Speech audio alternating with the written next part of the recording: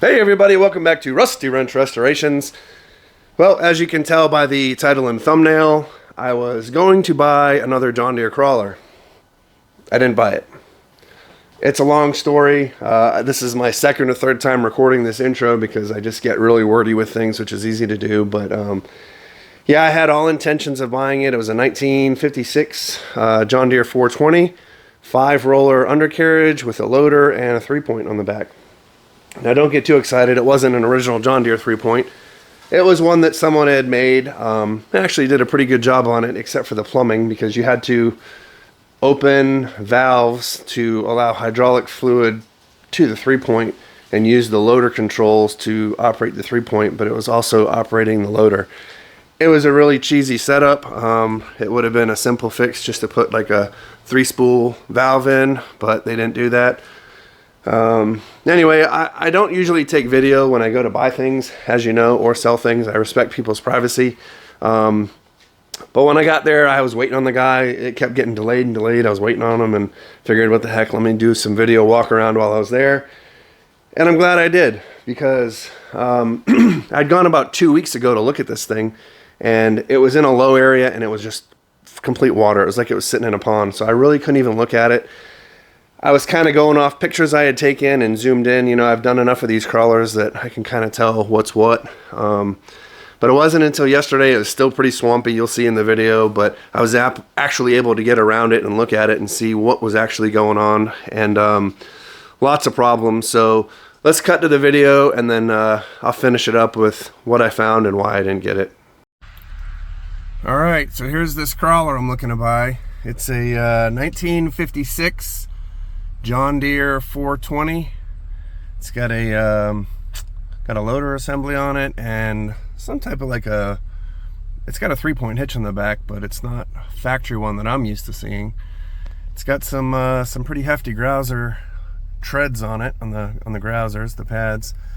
Not typical of what you'd have on a track loader. Usually they're the street pads or the flat ones, but for what I'm gonna do with it, I think it'll work.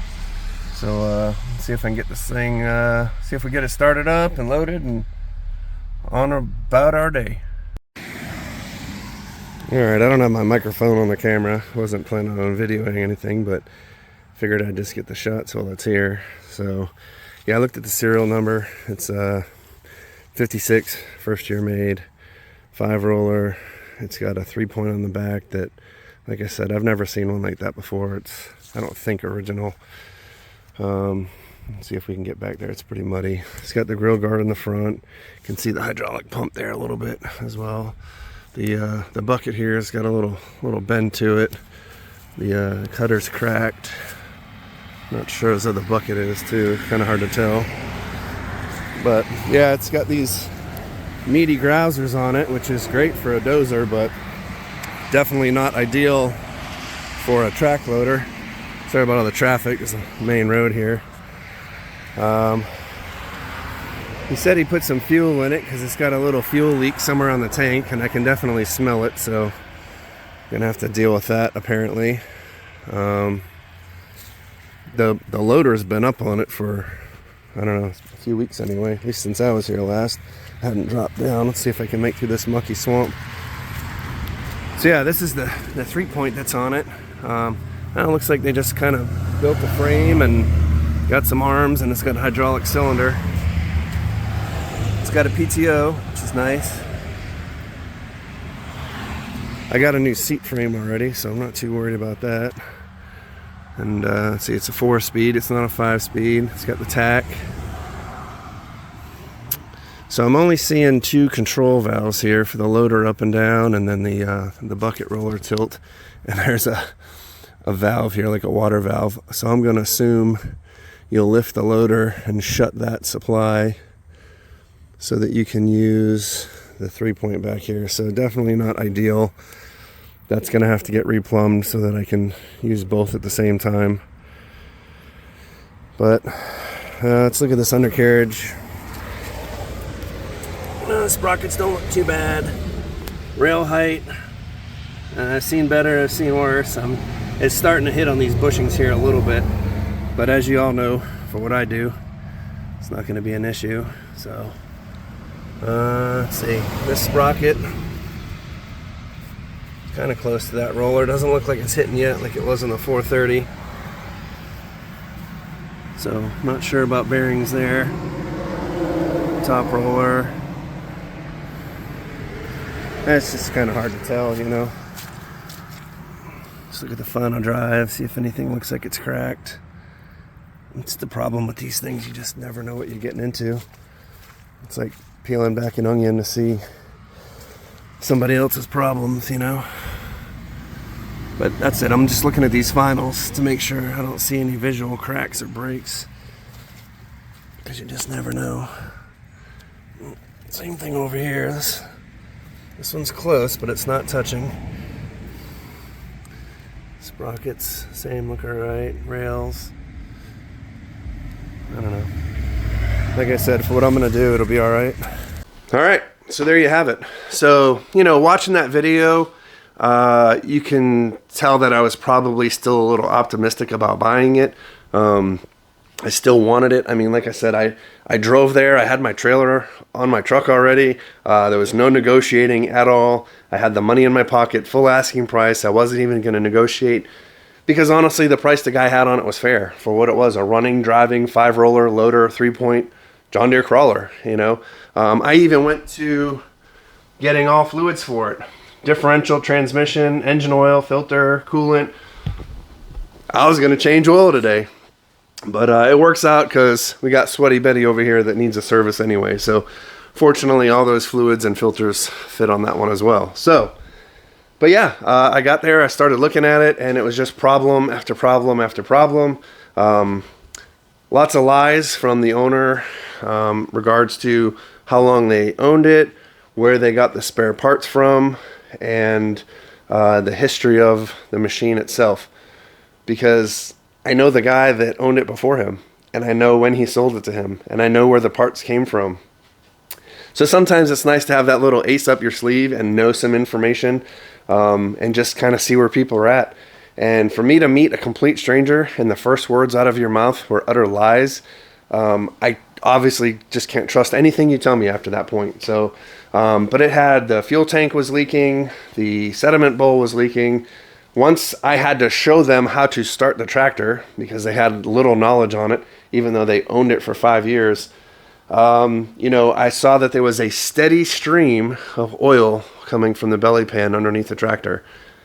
So obviously that could have been hydraulic pump, a cracked block, a really bad leaky main seal, a problem that I didn't want to take on.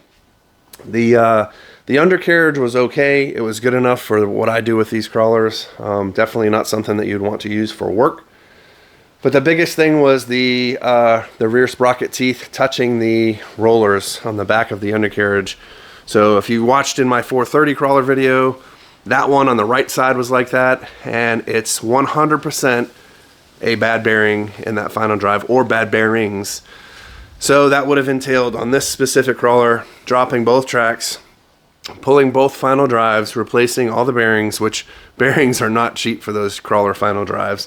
And then of course, while it's already apart, I might as well do the steering clutches because one of them was already sticking anyway. So at this point, just knowing those problems with it, I just would have been way upside down on the thing had I wanted to sell it later on, which you know I probably would have. So I decided to just cut my loss, and I just told him I wasn't buying it. And he was pissed, and whatever, I don't care, you know. I had full intentions of purchasing it. Like I said, I had the trailer, the cash. I was ready to, you know, I even had some work lined up for it this week to get the steering clutch freed up and help a buddy out. But I'm out of the business of buying other people's problems. Now, I know there's going to be inherent problems with old tractors when you buy them. There's going to be things broken or missing or not working, and I'm okay with that. But I've done enough of these crawlers now that I know how much it's going to cost, and it just was not worth it.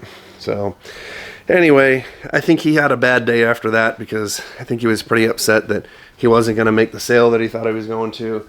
And, you know, I wasn't there to nitpick it or trash talk his equipment, but I did let him know all the things that were wrong with it. I mean, there was a list. I can't even remember everything.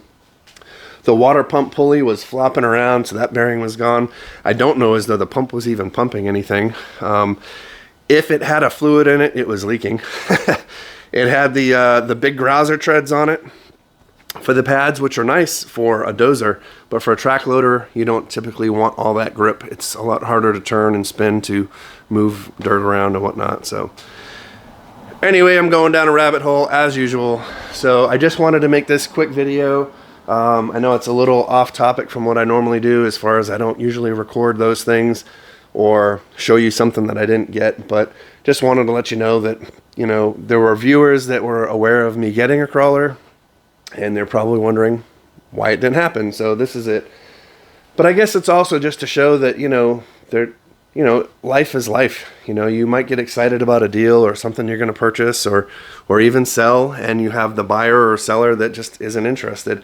And you can't get mad at somebody for not wanting to buy your stuff, right? I mean, I don't. If you like it and you want to buy it, great. If not, okay, no problem. So unfortunately, this guy got upset, but it is what it is. I didn't lose any sleep over it last night. He may have, but I didn't. I think I would have had I bought it. So anyway, there's hundreds of thousands of tractors out there for us to all enjoy, and you just got to find the right one for you. So until then, we'll see you in the next video.